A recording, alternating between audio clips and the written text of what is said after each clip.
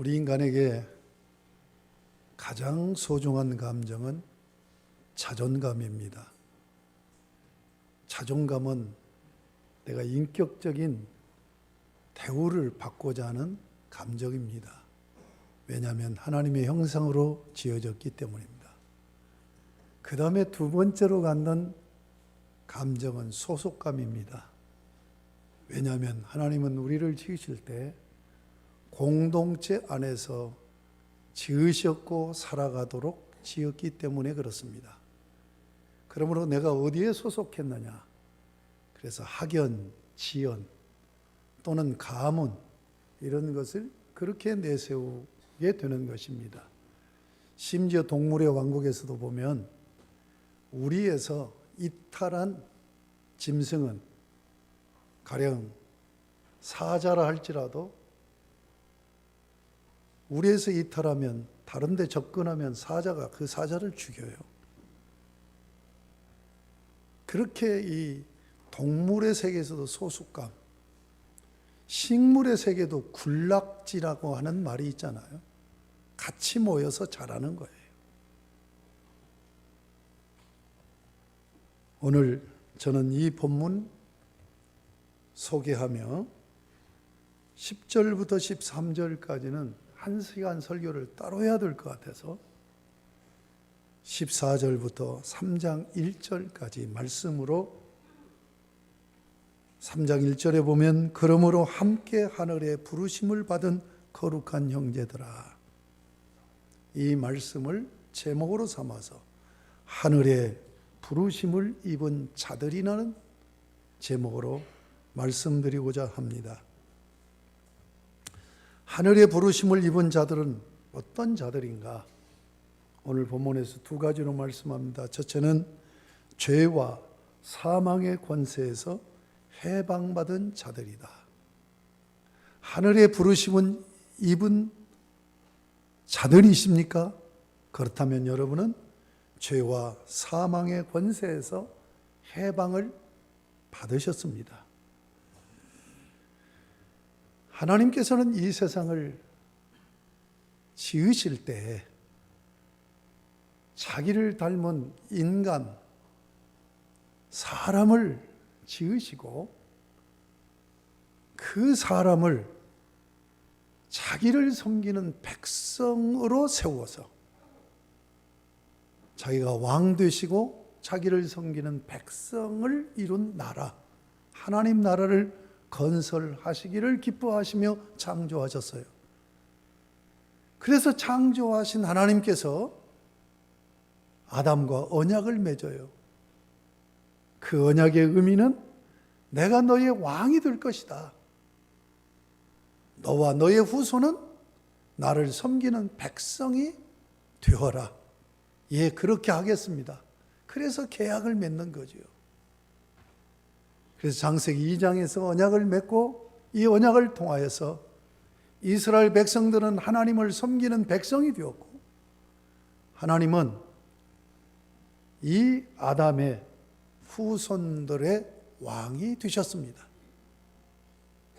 그런데 그런 하나님 나라를 이루지 못하게 하려고 악한 자가 역사합니다. 이게 창세기 3장입니다. 그래서 하와를 유혹해서 넘어뜨리고 그의 남편 아담도 넘어뜨리게 만들어요. 그래서 타락합니다. 이 타락은 왕 되신 하나님을 거부해버리고 자기들이 왕이 되겠다고 하는 반역죄를 저지른 겁니다. 이 죄를 저지른 아담과 하와 그리고 유혹자 사탄을 심판하시기 위해서 창세기 3장에 보면 하나님은 재판관으로 오십니다. 그래서 심문을 하시고 그리고 그들의 죄질에 따라서 형량을 선고합니다. 먼저 창세기 3장 14절에 보면 사단에게 이용당해서 사용된 뱀을 저주합니다. 그리고 나서 사단을 심판합니다. 이것이 창세기 3장 15절이에요. 여인의 후손이 뱀의 후손의 머리를 상하게 할 것이다. 머리 깨지면 죽지 않습니까? 살 수 없게 만드는, 사망에 이르게 하는 그런 선고를 하십니다. 그런데 이 선고의 형식이 하나님이 그를 그냥 멸하신다고 하지 않고 여인의 후손을 통하여서 머리를 상하게 한다라고 말씀합니다. 이 여인의 후손은 단수형으로 되어 있어요. 예.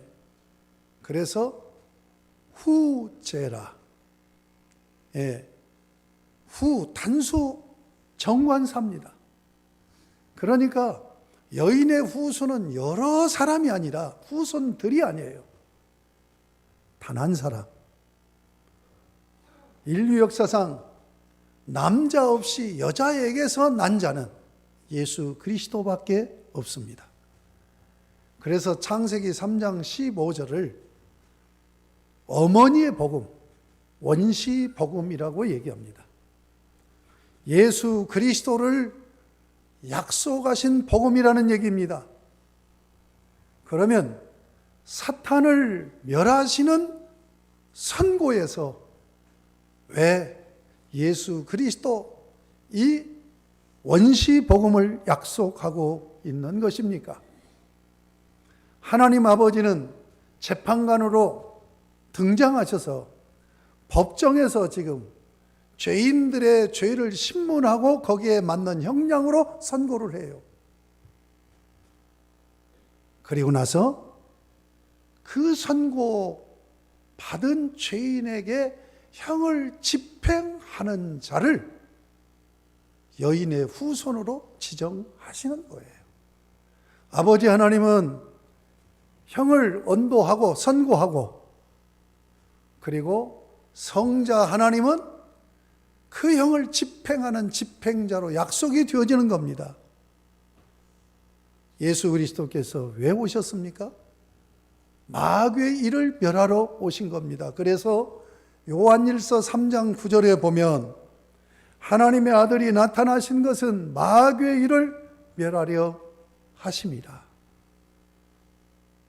예, 예수 그리스도께서 아버지 하나님이 선고한 이 형량대로 사탄에게 집행하기 위해서 오신 거란 말이에요. 마귀를 멸하러, 머리를 상하게 할 것이다. 그것을 사도 바울은 로마서 16장 20절에서 연관시켜서 말씀을 하고 있습니다. 로마서 16장 20절에 보면 평강의 하나님께서 속히 사단을 너희 발 아래서 상하게 하시리라. 평강의 하나님께서 속히 예수 그리스도로 사탄을 너희 발 아래서 머리를 상하게 할 것이라고 말씀하고 있습니다. 성경을 보면 재미있습니다. 구약 성경에 보면 창세기 3장에 나타난 이 사탄은 정체를 감춰버려요. 구약 성경에는 어디에도 사탄과 그 사탄의 하수인인, 하수자들, 귀신의 역사가 전혀 언급이 안 돼요. 영적인 역사는 아주 그 대제국 권력자, 황제, 이들을 간접적으로 지칭하는 것으로 그렇게 묘사되고 있습니다. 그런데 예수 그리스도께서 오셨습니다. 예수 그리스도가 오셔서 이루어진 신약 성경에 보면 예수님이 오시자마자 창세기 3장에 나타났던 이 사단을 만나게 됩니다. 여러분, 마태복음 4장, 누가복음 4장에 보면 예수님이 40일 금식하시고 광야에서 줄이셨을 때 마귀가 나타납니다. 바로 이 마귀는 창세기 3장에 나와 있는 사탄입니다. 마귀라는 말은 헬라어로 디아볼로스라는 말이에요. 디아볼로스라는 단어는 두 가지 의미가 있어요. 보통 명사로 쓰일 때는 회방자, 이간자, 고소자 이런 뜻입니다. 그러나 고유 명사로 사용될 때는 창세기 3장에 나타난 사탄을 지칭합니다. 바로 사탄이 등장합니다. 구약에서는 전혀 언급되지 않은 사탄이 등장해요. 그리고 예수님이 가시는 곳마다 구약 성경에서는 언급되지 않은 이 사탄의 졸개들인 귀신들이 그렇게 많이 등장하는 것을 봅니다. 왜 그렇습니까? 예수님께서는 빛이 되셔서 빛으로 오셔서 이 어둠의 세력들을 밝히 드러내놓고 사탄과 그리고 그의 졸개들인 귀신을 멸하시기 위해서 오신 까닭에, 그래서 그들이 드러나는 것을 볼 수가 있습니다. 바로 오늘 본문은 14절에서 말씀합니다. 자녀들은 혈과 육에 속하였음에 그도 또한 같은 모양으로 혈과 육을 함께 지니심은, 이 말씀은 우리와 똑같은 육신을 입고 이 땅에 성육신 하심은 이 말이에요. 죽음을 통하여, 십자가의 죽음을 통하여 죽음의 세력을 잡은 자 곧 마귀를 멸하시기 위해서 성육신 하셨다라고 말씀하고 있습니다. 그렇습니다. 우리 주님은 이 세상을 지배하고 있는 이 세상 임금 사탄 마귀를 멸하시려고 오셨습니다. 바로 이 세상이 왜 저주스러운 세상, 이 세상이 왜 고통스러운 세상, 이 세상이 왜 그렇게 원수로 대적하는 세상입니까? 바로 세상 임금 마귀가 왕노릇하고 있기 때문에 그렇다. 예수님이 왜 오셨습니까? 우리에게 고통을 주고 죽음을 주고 생명을 앗아가고 그리고 원수지게 하고 갈등하고 반목하고 환난 가운데 매이게 하는 이 사단을 멸하시기 위해서 주님은 오셨고, 주님은 십자가에 달려 죽으셔서 사탄을 멸하셨습니다. 그래서 요한복음 12장 24절에 보면 예수님이 십자가의 죽음을 앞두고 인자가 영광을 얻을 때가 왔도다. 이 얘기는 무슨 얘기입니까? 십자가의 죽음, 이 고난을 통하여서 예수 그리스도께서 세상 임금 마귀를 멸해버리시고 하나님 나라 임금으로 등극하는 영광을 얻을 때가 왔다라고 말씀하고 있는 겁니다. 자, 사탄을 멸하시고 그리고 15절에 또 죽기를 무서워함으로 한평생 매여 종로로 타는 모든 자들을 놓아주려 하심이니, 죽기를 무서워해요. 왜 그렇습니까? 마귀는 사망 권세를 쥐고 있어요.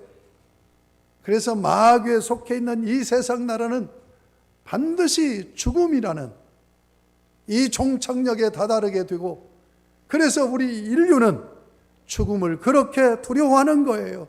그래서 이 죽음이 두려워서 마귀에게 부역하는 그런 노예 생활을 하는 거예요. 이 그림을 구약에서 미리 보여준 것이 출애굽의 역사입니다. 이스라엘 백성들이 세계 대제국인, 일대 대제국인 이집트 왕국의 파라오의 노예가 되어서 죽음이 두려워서 착취하고 인권을 유린하고 생명을 앗아가는 파라오의 그 권력 앞에 무서워 벌벌 떨면서 채찍을 맞으며 노예 생활하고 종 생활을 하던 이들을 하나님께서는 모세를 보내서 해방시켰었습니다. 출애굽기 12장에 보면 6월절 어린 양의 피를 통하여서 예수 그리스도의 피로 구원하시는 이 역사를 미리 보여주시는 것입니다.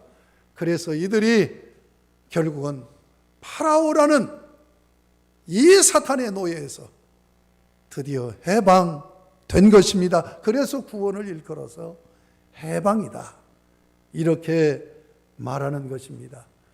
여러분, 마귀를 꺾었어요. 마귀는 사망 권세를 휘둘러요. 여러분, 마귀의 권력은 대단한 겁니다. 우리에게 가장 큰 권력이 뭘까요? 사람을 죽이고 살리고 하는 권력입니다. 마귀는 생사 문제를 쥐고 있는 사망의 권세를 휘두르는 권력자예요. 그를 꺾어버렸어요. 마귀가 꺾여져 버리니까 그의 권세는 아무것도 아닌 거예요. 아무것도 아닌 거예요. 여러분, 전에 박근혜 전 대통령이 대통령을 할 때 그의 말은 무시무시한 권력을 가지고 있었어요. 그런데 그가 탄핵을 받고 대통령 자리에서 내려오니까 박근혜 전 대통령이 하는 얘기가 무슨 힘이 있습니까? 마찬가지로 마귀를 꺾어버리고 사망 권세를 꺾어버리시면서 우리를 거기서 해방시켜 주셨습니다. 그리고 해방시켜 주셨을 뿐만 아니라 마태복음 16장 18절에 보면 너는 베드로라, 이 반석 위에 내 교회를 세우리니 음부의 권세가 이기지 못하리라. 여러분, 우리를 해방만 시킨 게 아니에요. 사망 권세에서 벗어나게 한 것만이 아니에요. 다시는 이 권세에 매이지 않도록 새로운 권세 아래로 들어가게 한 거예요. 이 권세가 뭘까요? 생명의 권세입니다. 그래서 생명 되신 생명의 권세를 주신 예수 그리스도를 머리로 삼고 바로 구원받은, 해방받은, 사망 권세에서 벗어난 우리 모든 예수 믿는 자들을 자기의 몸으로 가지셨습니다. 그래서 음부의 권세가 이기지 못하고 생명의 권세 아래서 생명을 누리는 영생의 삶을 누리고 살게 하는 그런 교회 공동체로 세우신 것입니다. 바로 이 교회 공동체가 하늘의 부르심을 입은 자들의 공동체입니다. 바로 오늘 예배드리고 함께 모여서 신앙생활하는 우리 한우리교회가 바로 생명의 공동체, 바로 생명의 권세 아래 놓여있는 생명 되신 예수 그리스도를 머리로 하고 그분과 함께 거하는 공동체가 되었다는 사실에 감사하는 여러분이 되시기를 바랍니다. 교회라는 말이 헬라어로 거의 두 단어로 정의가 됩니다. 하나는 에클레시아입니다. 에클레시아는 에크라는 전차사와 칼레오라고 하는 동사의 합성어입니다. 에크, 밖으로, 칼레오는 부르다입니다. 이스라엘 백성들이 바로의 노예로 있을 때 그들을 밖으로 불러내는 것이 구원이에요. 출애굽이에요. 그 다음에 교회라는 또 다른 어휘는 큐리아코스라는 단어입니다. 큐리아코스라는 단어는 큐리오스라는 단어에서 나온 말이에요. 큐리오스는 주님이라는 말입니다. 큐리아코스는 주께 속한 자라는 얘기예요. 그러니까 어둠의 권세에서 불러내어 에클레시아, 교회가 그렇다. 그래서 주님에게 속한 거예요. 주님의 몸이 되게 한 거예요. 그래서 사망 권세에서 벗어나게 해서 다시는 사망 권세에 매이지 않는 생명의 권세 아래 놓이게 한 것입니다. 그러므로 예수를 구주로 믿는 여러분은 결탄코 사망 권세에 떨어지지 않습니다. 다시 얘기해서 지옥에 떨어지지 않고 영원한 하늘나라 저천성 천국으로 들어가게 될 줄로 믿습니다. 이게 하늘의 부르심을 입은 자들의 모습이에요. 그런데 우리가 하늘의 부르심을 입은 자들인데 이 땅에서 사는 거예요. 예수님이 재림할 때까지, 예수님이 이 땅에 초림하셔서 재림하실 때까지 이게 종말 시대이고 바로 새 시대의 관점으로 보면 교회 시대입니다.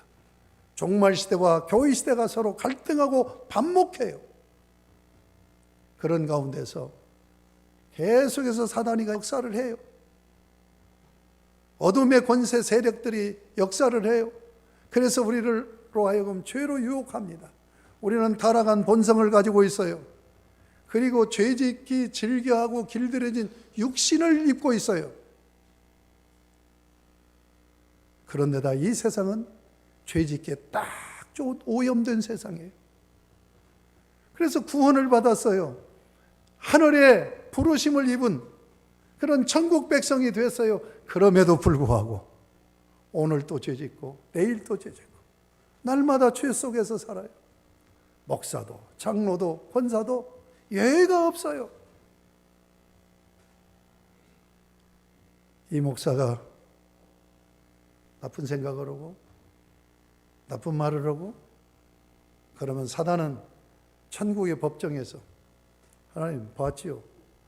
저거 예수 믿고 목사 됐지만 지금도 죄짓잖아요. 검사 노릇을 한 거예요. 그럼 변호사가 등장합니다. 변호를 합니다. 맞습니다. 저 장 목사 예수 믿고 나서도 저렇게 거짓말하고 저렇게 나쁜 생각하고 저 죄 짓고 있어요. 그러나 그런 죄인을 구원하기 위해서 내가 십자가에 못 박이고 피 흘리지 않았습니까?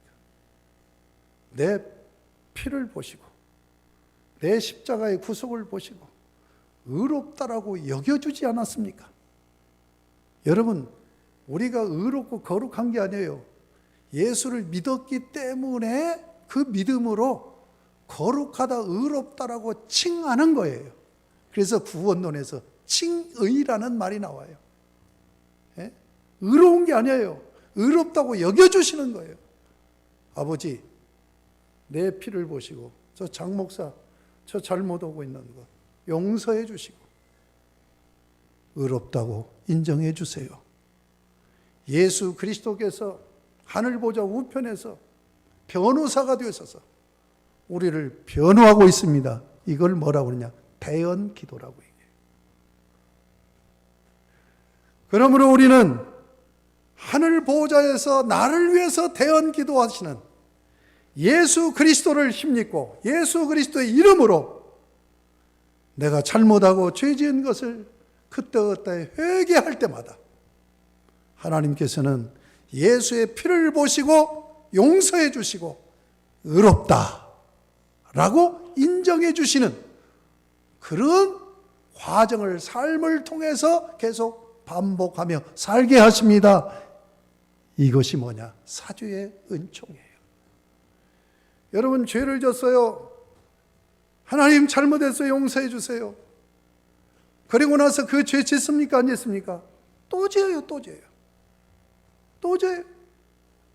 말틴 루터가 수도원 생활을 할 때 그가 영적으로 다 충만해 있었어요.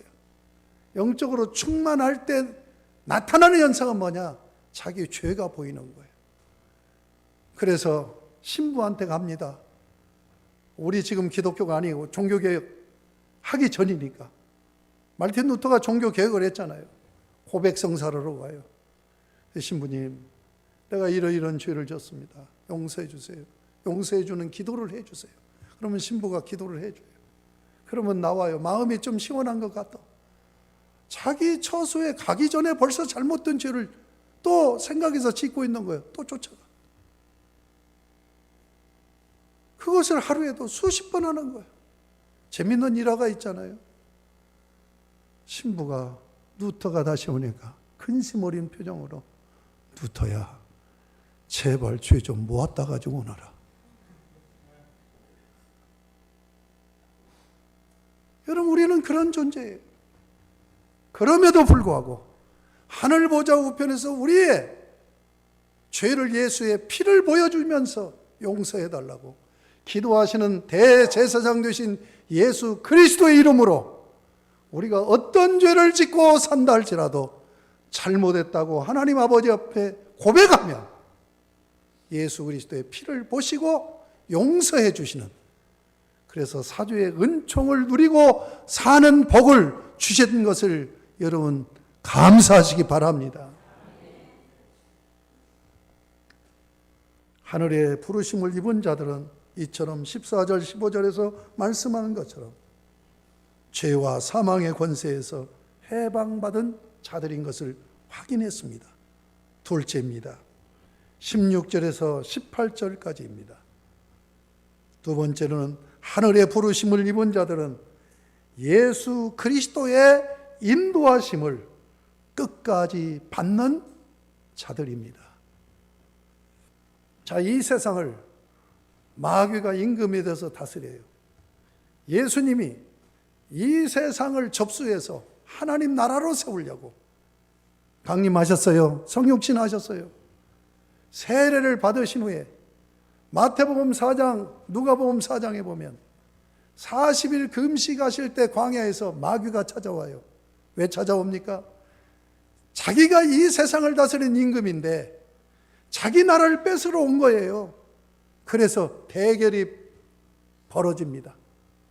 여러분, 여기에서 마귀는 사탄입니다. 지금 아담을 넘어뜨렸던 이 사탄이 다시 나타난 겁니다. 그래서 예수님과 대결을 벌입니다. 세상 나라 임금 마귀와 하나님 나라 임금 예수가 결투를 하는 거예요. 하나님 나라 임금 예수께서 마귀를 꺾어버렸어요. 세상 임금을 꺾어버렸어요. 세상 임금이 무너졌으니 이 나라가 망하는 것이죠. 그러나 망하는 것 같지만 버텨요. 왜 그렇습니까? 수천 년의 견고한 진을 형성하고 있기 때문에. 만약에 김정은이가 3대 넘어가고 또 계속 몇 대만 지나가 보세요. 지도자가 죽어도 그 밑에 있는 기득권 세력들이 딱 견고하게 버티고 있어요. 그래서 마귀의 세력들이 임금이 이제 패해버렸으니까 도망치는 거죠. 어디로 갑니까?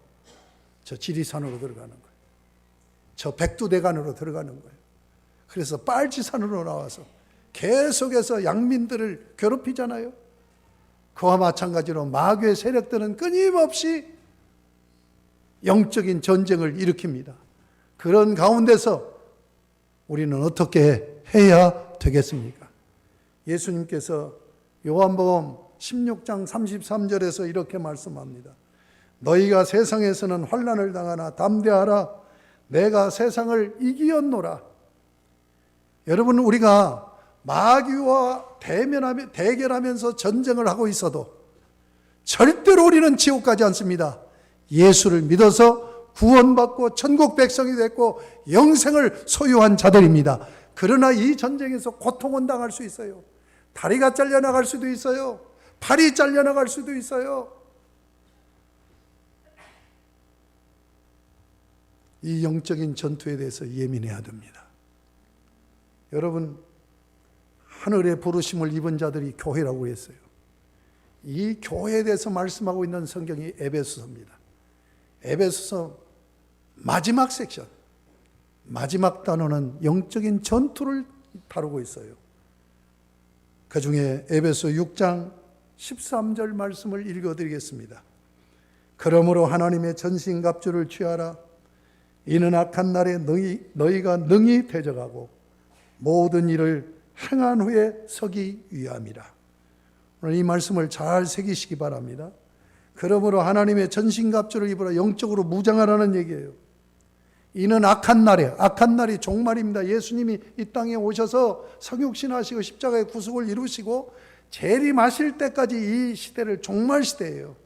예수님이 재림이 가까우면 가까울수록 마귀는 더욱더 강력하게 저항을 합니다. 악한 날에 너희가 능히 대적하고, 능히 대적해야 됩니다. 그 다음 말이 중요해요. 한번 따라합시다. 모든 일을 행한 후에. 우리는 이 땅에 왜 사느냐? 하나님이 주신 미션을 감당하기 위해서요. 하나님이 주신 사명을 감당해야 돼요. 그 사명을 감당하지 못하도록 마귀가 역사하는 거예요. 그러니까 대적에서 싸워 이겨야 되고, 여러분, 느헤미야와 함께 포로 70년에서 귀국한 이들이 한 일이 뭡니까? 성곽을 재건합니다. 성곽을 재건하는데 외부에서 주변 나라들이 이스라엘 나라가 다시 재건되지 못하도록, 회복되지 못하도록 어떻게 하든지 쳐들어와서 그걸 깨부시려고 그래요. 그러니까 이스라엘 백성들이 어떻게 합니까? 한 손에는 연장을 들고 성곽을 재건해요. 그리고 한 손에는 무기를 들었어요. 동일하게 마찬가지입니다. 오늘 말씀, 이는 악한 날에 너희가 능히 대적하고 한 손은 싸워야 돼요. 한 손에는 뭐예요? 하나님이 주신 사명, 모든 일을 행한 후에 아버지, 나에게 주신 사명을 이루고 아버지 앞에 왔습니다 라고 서기 위함이다 하는 것을 잊지 마시기 바랍니다. 오늘 말씀으로 돌아갑니다. 자, 이런 나의 교회 생활, 신앙 생활, 이 땅에서 삶을 위해서 영적인 싸움에서 날마다 승리할 수 있게 하시기 위해서 16절에서 18절에서 말씀합니다. 16절 보세요. 이는 확실히 천사들을 붙들어 주려 하심이 아니요 오직 아브라함의 자손을 붙들어 주려 하심이라. 18절 보세요. 그가 시험을 받아 고난을 당하셨은즉 시험 받는 자들을 능히 도우실 수 있느니라.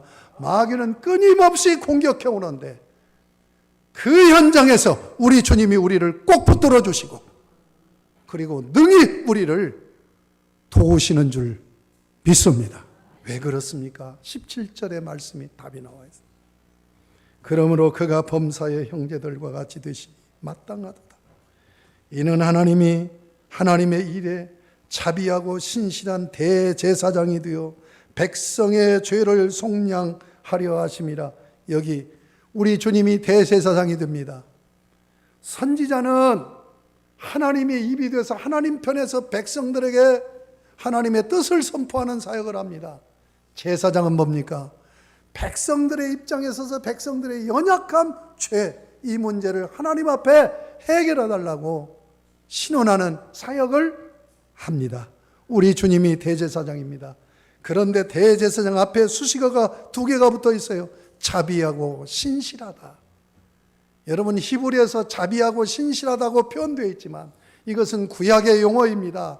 언약하신 하나님에게서 나타나는 속성이에요. 언약하신 하나님에게서 나타나는 속성 2가지. 하나는 인자하심이고 하나는 신실하심입니다. 인자하심, 사랑하심, 긍휼하심. 하나님은 언약을 맺은 상대에게 끝까지 사랑하시고 끝까지 불쌍히 여기셔서 붙들어 주시고 그리고 도와주시는 주님이신 것을 감사하시기 바랍니다. 그 다음에 미쁘시다, 신실하다는 얘기는 무슨 얘기예요? 상대가 언약을 깨버리고 상대가 잘못했을지라도 하나님은, 우리 주님은 절대로 변치 않고 끝까지 왕으로서 우리에게 샬롬을 축복해 주시고 책임져 주신다고 할 때 신실하심입니다. 여러분, 우리 하나님은 예수 그리스도 안에서 변함없이 여러분을 사랑하십니다. 그리고 끝까지 여러분을 책임져 주시고 지켜 주시는 신실하신 주님이십니다. 그분이 여러분을 붙들어 주십니다. 그리고 능히 도와주십니다. 말씀을 맺습니다. 우리는 하늘에 부르심을 입은 자들입니다. 빌립보서 3장 22절에 우리의 시민권은 하늘에 있다. 천국 백성입니다. 그 정체성을 잃지 마시고 하늘나라 백성이라는 의식을 가지고 사는 여러분이 되시기를 바랍니다.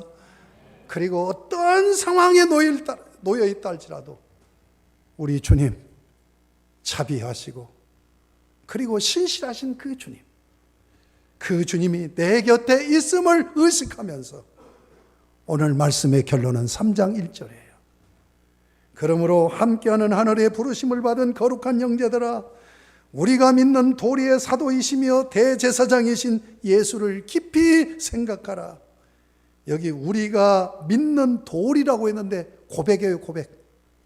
신앙 고백의 대상이신 사도, 우리를 구원하라고 하나님 아버지가 보내셨어요. 그래서 사도라는 거예요. 그리고 우리의 연약함을 늘 안타까워하시면서 우리를 붙드시고 도와주시는 대제사장 주신 그 예수를 깊이 생각하라. 한번 따라합시다. 깊이 생각하자. 깊이 생각하라는 이 단어는 한 단어입니다. 카타노에오라는 헬라어입니다. 이것은 주목하다, 심사숙고하다는 그런 뜻을 가지고 주목하는 거예요. 여러분, 예수에게 주목하십시오. 예수님에게 집중하십시오. 왜 그렇습니까?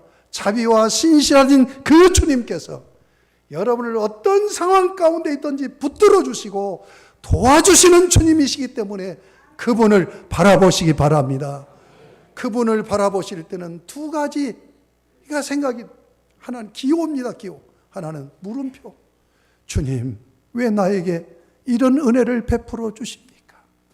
왜입니까? 하는 물음. 그 다음에 또 하나의 기호는 뭡니까? 주님 감격스럽습니다는 느낌표예요. 사랑하는 여러분, 예수에게 집중하셔서 누가복음 9장에 보면 변화산상에서 오직 주만 보이더라. 여러분의 시선에 오직 주만 보이는 그런 신앙생활을 하신다고 한다면 여러분은 언제나 기쁨이 있고 감동이 있고 감격이 있고 찬양이 있고 간증이 있게 될 줄로 믿습니다.